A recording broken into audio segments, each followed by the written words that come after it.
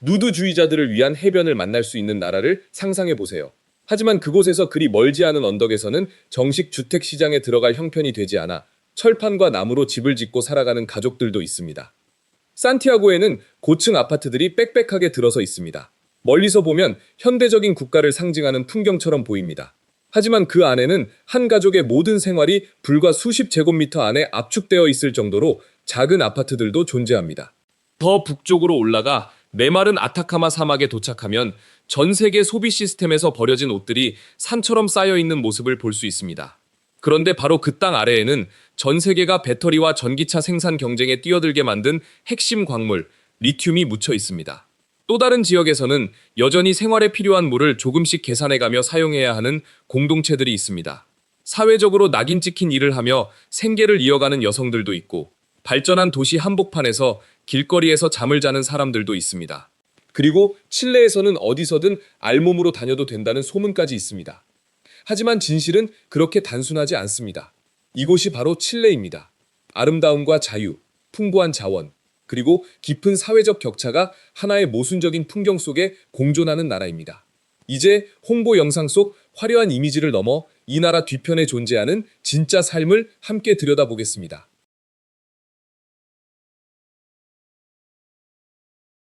2부 플라야 루나. 누드가 허용되는 곳은 있지만 칠레 어디서나 가능한 것은 아니다. 칠레에서는 사람들이 옷을 모두 벗은 채 거리를 걸어 다녀도 아무 문제가 없다는 이야기를 들어본 적이 있다면 인터넷에서 퍼진 이야기가 실제보다 훨씬 과장된 것입니다. 발파라이소 지역 푸춘카비의 해안마을 오르콘 인근에는 플라야 루나 라는 곳이 있습니다. 칠레에서 가장 잘 알려진 나체주의 해변입니다.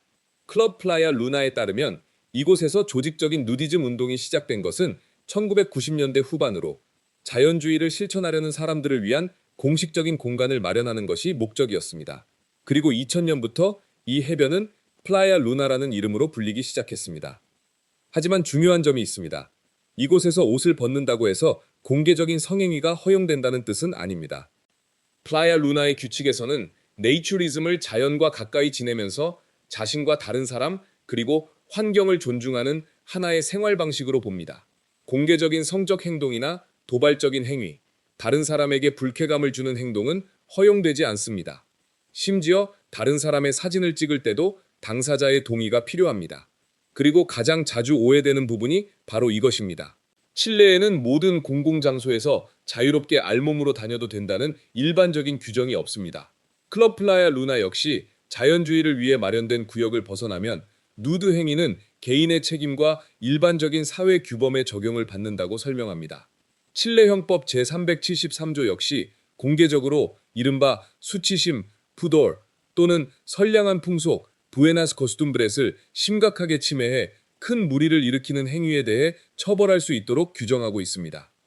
따라서 흥미로운 이야기는 칠레에서는 어디서나 알몸으로 다닐 수 있다는 것이 아니라 한 사회가 신체의 자유와 성적 행위, 그리고 공동체의 규범 사이에 어떤 경계를 설정하고 있는가에 있습니다. 하지만 그 해변을 벗어나 칠레 여러 도시의 언덕을 바라보는 순간 자유라는 단어는 전혀 다른 의미를 갖게 됩니다. 바로 지붕 하나라도 세울 수 있는 땅이라면 어디든 찾아야 하는 자유입니다.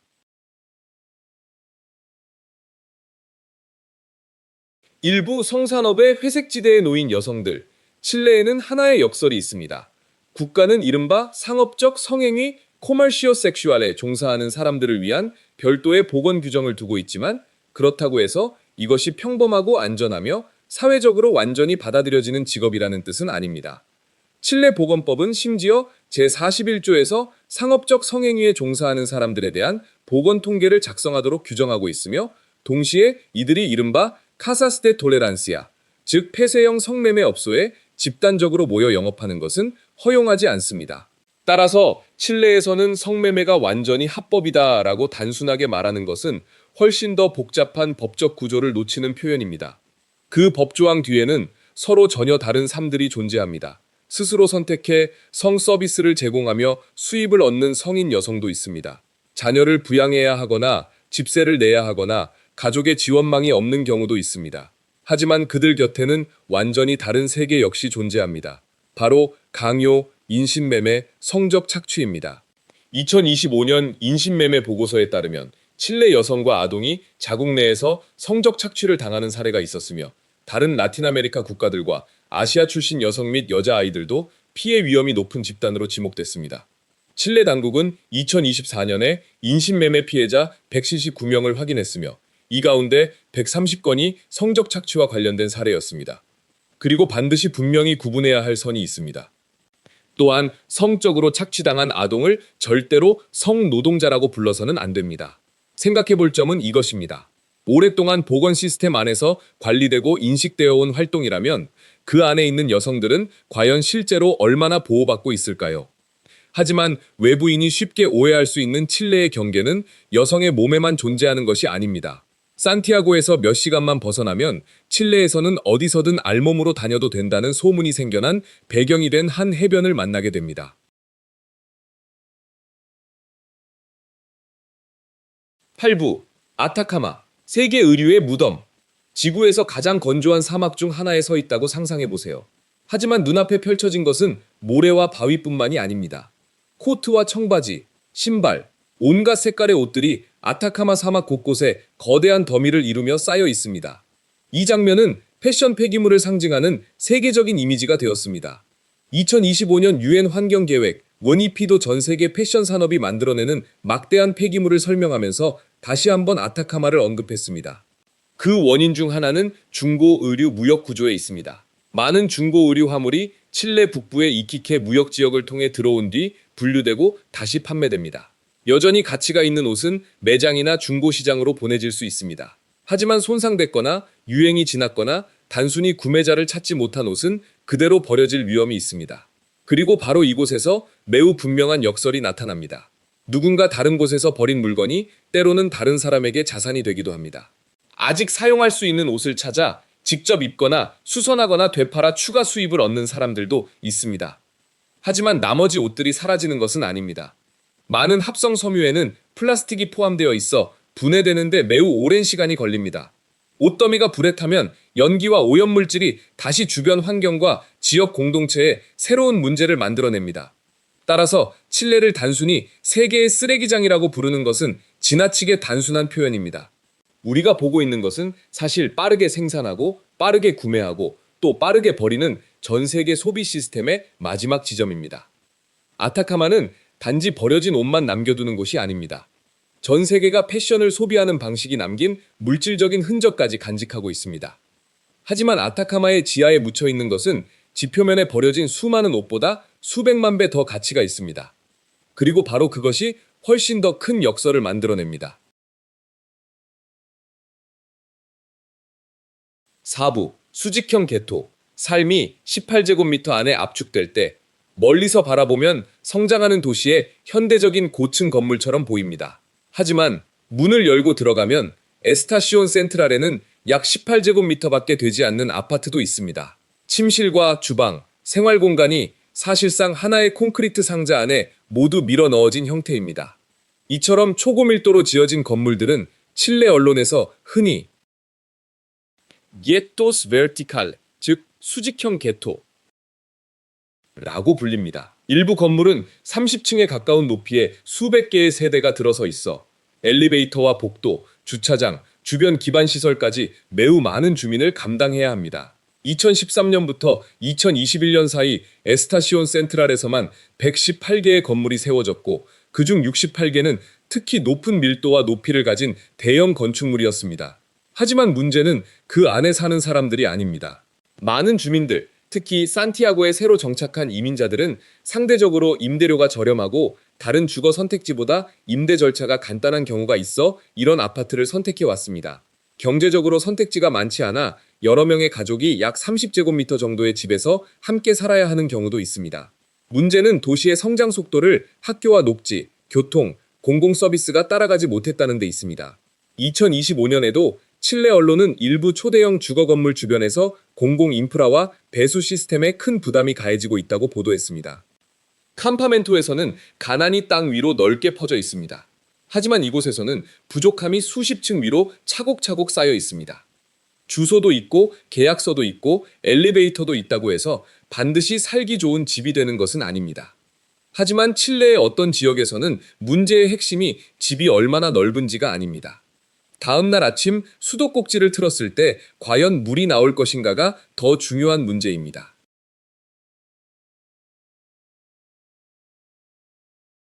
3부 캄파멘토스. 수만 가구가 스스로 자신들의 도시를 세운다. 한쪽에는 아파트 단지와 쇼핑센터, 고속도로가 있습니다. 하지만 칠레 여러 도시의 언덕과 외곽에는 전기나 깨끗한 물, 하수시설이 들어오기도 전에 먼저 형성된 주거 지역들이 존재합니다. 칠레 사람들은 이런 곳을 캄파멘토스 라고 부릅니다. 많은 가족이 구하거나 살 수 있는 자재를 이용해 직접 집을 짓는 비공식 정착촌입니다. 태초 칠레에 따르면 2024-2025년 기간 동안 이 단체는 1,428개의 캄파멘토스와 약 120,584가구를 확인했습니다. 반면 정부 통계는 더 낮은 수치를 제시합니다. 카센 2024는 약 85,446가구로 추산했고 민부는 82,608가구를 집계했습니다. 정의와 조사 방식이 서로 완전히 같지 않기 때문입니다. 하지만 그 숫자 뒤에 있는 원인은 이해하기 어렵지 않습니다. 정식 주택 시장이 일부 주민들에게 점점 감당하기 어려운 영역이 되고 있기 때문입니다. 높은 임대료 때문에 많은 가족은 소득 대부분을 집세에 쓰거나 아니면 직접 집을 지을 수 있는 땅을 찾아야 하는 선택에 놓입니다. 문제는 이런 주택들이 대개 기반 시설이 제대로 갖춰지지 않은 곳에 생겨난다는 것입니다. 전기는 임시로 끌어오는 경우가 있고 물 공급은 불안정하며 배수 시설도 부족할 수 있습니다. 일부 지역은 경사진 언덕의 자리에 산불이나 홍수, 산사태가 발생하면 순식간에 대형 재난으로 이어질 위험도 있습니다. 2024년 인구조사에 따르면 칠레는 정량적 주택 부족 기준으로 여전히 약 491,904채의 주택이 부족한 상태였습니다. 따라서 캠파멘토를 단순히 빈민가라고만 부르는 것은 현실을 충분히 설명하지 못합니다. 많은 가족에게 이곳은 집이 반드시 필요하지만 정식 주택 시장의 가격을 감당할 수 없을 때 선택하는 마지막 해결책입니다. 하지만 정식 주택 시장에 들어갈 돈이 있다고 해서 반드시 비좁은 생활에서 벗어날 수 있는 것은 아닙니다. 산티아고에는 완전히 다른 형태의 가난한 주거지가 등장했기 때문입니다. 그것은 땅 위로 넓게 퍼지는 대신 하늘을 향해 수직으로 올라갑니다. 5부 페토르카. 물을 매일 계산해서 써야 하는 곳. 칠레의 한 농업 지역에서 가장 생각하게 만드는 장면은 갈라진 메마른 들판이 아닐지도 모릅니다. 한 가족이 오늘 마실 물은 얼마나 남겨야 하는지, 요리에는 얼마나 써야 하는지, 그리고 목욕과 빨래에는 얼마나 남길 수 있는지를 계산해야 하는 모습입니다. 발파라이소 지역에 위치한 페토르카는 칠레의 물 문제를 둘러싼 논쟁을 상징하는 대표적인 지역 중 하나가 되었습니다. 메가 가뭄, 미가 드로우트 이라고 부르는 장기간의 가뭄을 겪었습니다. 2025년에 발표된 연구에 따르면 이 지역의 물 부족은 하나의 원인만으로 발생한 것이 아니라 기후변화와 자연적인 기후변동, 그리고 점점 커지는 수자원 이용 압력이 복합적으로 작용한 결과입니다. 따라서 문제를 단순히 아보카도 농장이나 특정 작물 하나의 탓으로 돌리는 것은 지나치게 단순한 설명입니다. 페토르카의 물 문제에는 농업용수 수요, 수자원의 배분과 관리 방식, 지하수 이용, 그리고 갈수록 건조해지는 기후변화 문제가 얼마나 심각한지는 2025년 10월 칠레 수자원 총국이라 리구아 페토르카 유역 수자원 전략 협의체를 구성한 사실에서도 드러납니다. 이 협의체에는 공공부문과 민간부문, 시민사회가 함께 참여해 장기적인 물관리 계획을 마련하는 것을 목표로 하고 있습니다. 농촌의 한 가족에게 물 부족은 단순히 수도꼭지에서 물이 나오지 않는 문제로 끝나지 않습니다. 작물이 살아남을지 말지, 가축을 계속 키울 수 있을지, 기본적인 위생을 유지할 수 있을지, 그리고 결국 자신이 태어나고 살아온 고향에서 계속 살 수 있을지, 아니면 떠나야 할지를 결정하는 문제가 될 수 있습니다. 실제로 핵심은 칠레에 물이 전혀 없다는 것이 아닙니다. 문제는 누가 물에 접근할 수 있는지, 얼마나 많은 물을 사용할 수 있는지, 그리고 그 공급이 얼마나 안정적인지입니다. 물 부족은 하나의 집을 위태롭게 만들 수 있습니다. 6부 노숙인. 도시 한가운데 존재하는 보이지 않는 사람들. 산티아고의 기차역이나 공원, 다리를 지나가면서도 눈앞의 벤치가 누군가에게는 매일 밤 잠을 자는 침실일 수 있다는 사실을 알아차리지 못할 수 있습니다. 칠레의 2024년 인구조사에서는 노숙 상태에 있는 사람 2만 1,750명이 집계됐습니다. 이는 조사 대상 인구의 약 0.12%에 해당합니다. 하지만 이 수치는 특정한 정의에 따라 조사 과정에서 확인할 수 있었던 사람들만 포함합니다. 즉, 고정된 거주지가 없고 공공장소나 이와 유사한 장소에서 잠을 자는 사람들입니다. 따라서 현재 존재하는 모든 형태의 주거 불안정을 포함하는 수치는 아닙니다. 거리에서 생활하는 사람에게 필요한 것은 단순히 잠잘 곳만이 아닙니다.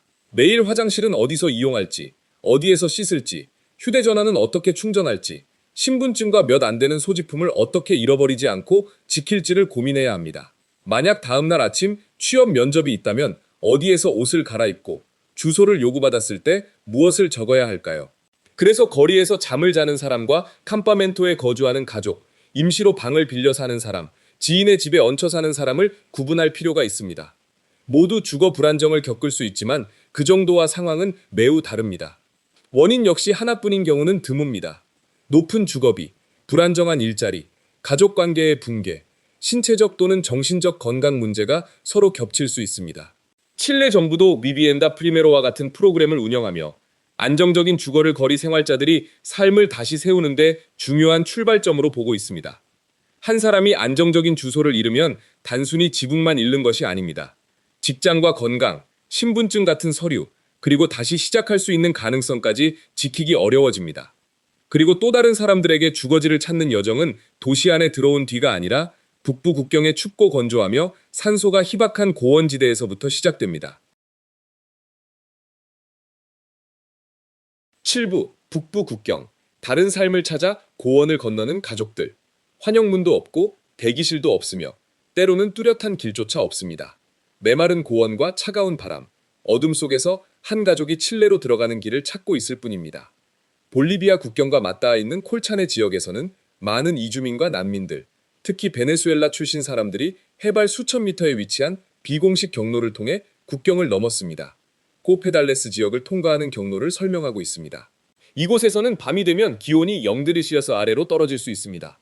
고지대 환경에 익숙하지 않거나 적절한 방한복이 없거나 어린아이와 함께 이동하는 사람들은 저체온증과 탈진, 고산병과 관련된 건강 문제에 직면할 수 있습니다. 하지만 국경을 넘었다고 해서 여정이 끝나는 것은 아닙니다. 그 다음에는 새로운 질문들이 이어집니다. 체류 서류는 어떻게 마련할 것인가? 일자리는 어디서 구할 것인가? 집세는 어떻게 마련할 것인가? 안정적인 체류 신분이 없는 사람들에게 비공식 노동은 때로 가장 쉽게 접근할 수 있는 선택지가 되지만 그만큼 소득이 불안정하고 보호도 적은 경우가 많습니다. 칠레 사회의 변화 규모도 매우 뚜렷합니다. 2023년 말 세르미국과 INE는 칠레에 약 192만 명의 외국인이 상시 거주하고 있는 것으로 추산했습니다. 2024년 인구조사에서는 칠레 밖에서 태어난 사람이 약 161만 명으로 집계됐으며 이는 조사된 거주 인구의 8.8%에 해당합니다. 하지만 이런 숫자가 이민자들을 모두 같은 집단으로 만드는 것은 아닙니다. 더구나 그들을 범죄와 동일시해서도 안 됩니다. 외부인의 눈에 국경은 지도 위에 그어진 하나의 선일 뿐입니다. 하지만 어린아이를 데리고 이동하는 한 가족에게 그 선은 희망과 생존의 위험을 가르는 경계가 될 수 있습니다. 그런데 칠레 북부의 사막에는 더 기묘한 장면이 존재합니다. 이번에는 사람들이 이 나라로 들어오는 것이 아니라 전 세계에서 온 옷들이 이곳까지 흘러와 다시는 떠나지 않는 모습입니다. 9부 리튬. 세계는 친환경 배터리를 원하지만 아타카마 주민들은 물을 지키고 싶어 한다.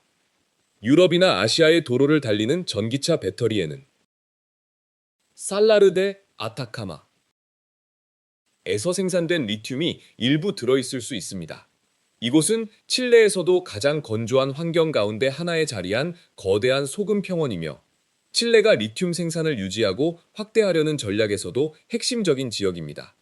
하지만 아타카마 주변에 살아가는 원주민 리카난타이 공동체에게 이 문제는 단순히 생산량이나 수익만의 이야기가 아닙니다. 2025년 공동체 대표들은 리튬 개발의 관리와 환경 감시에 더 큰 발언권을 요구했습니다. 특히 물과 생태계 문제가 핵심 쟁점이었습니다. 일부 원주민 단체들은 코델코 SQM 프로젝트와 관련된 지역사회 협의 절차가 적절하게 진행됐는지 법원이 다시 검토해달라고 요구하기도 했습니다.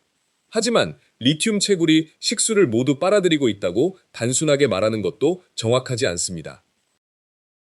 광물이 풍부한 염수 에서 추출되며 이는 사람들이 사용하는 담수와는 다릅니다. 그러나 매우 민감한 사막 수문 환경에서는 염수를 퍼올리는 작업과 담수 사용이 습지, 식생, 야생동물, 지역 주민의 생계에 어떤 전체적인 영향을 미치는지에 대한 우려를 계속 불러일으키고 있습니다. 일부 연구에서는 염수 추출과 관련해 살라르 일부 지역에서 지반 침하 현상도 관찰됐습니다. 기업 측은 새로운 계획을 통해 우물에서 끌어오는 물의 사용량을 줄이고 리튬 회수 효율을 높이며 일부 용액을 다시 살라르로 주입하는 방안을 추진하고 있다고 설명합니다. 바로 여기에 역설이 있습니다. 세계는 배출량을 줄이기 위해 전기차를 원하지만 그 친환경 배터리를 만드는 과정은 원료를 채취하는 지역에 여전히 환경적 대가를 남길 수 있습니다. 하지만 칠레에서 자원과 토지, 공동체 사이의 갈등은 사막에서만 벌어지는 것이 아닙니다. 수천 킬로미터 남쪽으로 내려가면 여러 세대에 걸쳐 수백 년 동안 이어져 온 또 다른 갈등이 존재합니다. 10부 마푸체, 땅과 정체성, 안보가 충돌할 때 칠레 남부에는 기업의 시각에서는 경제적 자산이고 국가의 입장에서는 법적 문제이지만 한 마푸체 가족에게는 여러 세대의 기억과 조상, 그리고 정체성 그 자체일 수 있는 땅이 존재합니다. 라아라우카니아, 비오비오와 인근 지역에서 오랫동안 이어져 온 갈등은 단순히 토지 문제만을 둘러싼 것이 아닙니다. 원주민의 권리, 임업활동, 경제개발, 안보, 그리고 역사적 뿌리를 가진 요구를 칠레가 어떤 방식으로 해결할 것인지가 2025년 대통령 직속 평화와 이해위원회는 마푸체 공동체, 농민, 기업, 폭력 피해자 등을 포함해 5천 명 이상과 대화를 진행한 뒤 보고서를 완성했습니다. 목표는 영토 문제에 대한 장기적인 해결책을 찾는 것이었습니다. 하지만 이 문제 역시 지나치게 단순화하기 매우 쉬운 주제입니다. 일부 조직화된 집단은 급진적인 요구를 내세우며 방화와 공격을 벌여왔습니다. 그러나 그것이 모든 마푸체 사람들을 대표하는 것은 아닙니다. 많은 마푸체 주민들은 법적 절차, 교육, 언어 보존, 환경운동, 정치적 대화를 통해 자신의 요구를 표현하고 있습니다. 반대로 2025년 유엔도 라아라우카니아, 아라우코, 비오비오 지역에서 비상사태가 장기간 지속되는 것이 경제적, 사회적, 문화적 권리에 영향을 줄 수 있다며 우려를 나타냈습니다. 특히 원주민 여성과 아동이 더 큰 영향을 받을 수 있다는 점이 지적됐습니다. 이 이야기를 단순히 선과 악의 두 편으로 나눌 수는 없습니다. 마지막 질문은 훨씬 더 어렵습니다. 한 땅이 경제적 미래를 위해 어떻게 사용될지를 결정할 권리는 누구에게 있으며 그 땅의 과거를 이야기할 권리는 또 누구에게 있을까요? 그리고 아마 여기까지 왔을 때 우리는 깨닫게 됩니다. 칠레에서 가장 놀라운 것은 사람들이 얼마나 많은 옷을 입느냐가 아니라 각자가 자신의 삶을 선택할 수 있는 권리를 실제로 얼마나 가지고 있느냐는 사실입니다. 칠레는 아타카마 사막과 눈 덮인 산맥, 와인, 현대적인 산티아고, 그리고 관광객의 호기심을 자극하는 해변만으로 이해할 수 있는 나라가 아닙니다. 그 화려한 이미지 뒤에는 사회적으로 낙인 찍힌 일을 하면서도 생계를 지키려는 여성이 있습니다. 기반 시설이 충분히 갖춰지지 않은 땅에 직접 집을 세워야 하는 가족이 있습니다. 도시 한복판의 비좁은 아파트 안에 자신의 삶을 압축해 살아가는 사람도 있습니다. 토지와 자원에 대한 압력이 커지면서 물 공급을 걱정하는 공동체도 있습니다. 우리가 지금까지 살펴본 캠파멘토, 노숙인, 토지 분쟁과 어려운 생활 환경이 칠레 전체를 대표하는 것은 아닙니다. 칠레는 동시에 노동자들과 지역 공동체, 활동가들, 그리고 매일 자신의 삶을 조금이라도 더 나아지게 만들기 위해 노력하는 수많은 가족들의 나라이기도 합니다. 어쩌면 칠레의 가장 큰 역설은 사람들이 어떤 해변에서 옷을 벗을 수 있다는 사실에 있지 않을지도 모릅니다. 진정으로 현대적인 국가는 사람들이 법적으로 얼마나 많은 자유를 가지고 있는지로 평가해야 할까요? 아니면 실제로 얼마나 많은 사람들이 자신이 원하는 삶을 선택할 수 있는 조건을 갖추고 있는지로 평가해야 할까요? 여러분은 칠레에 관한 이야기 중 어떤 부분이 가장 많은 생각을 하게 만들었나요? 댓글로 의견을 남겨주세요. 그리고 세계 여러 나라의 아름다운 이미지 뒤에 숨겨진 진짜 삶을 계속 탐험하고 싶다면 채널 구독을 잊지 마시고 다음 여정도 함께 해주세요.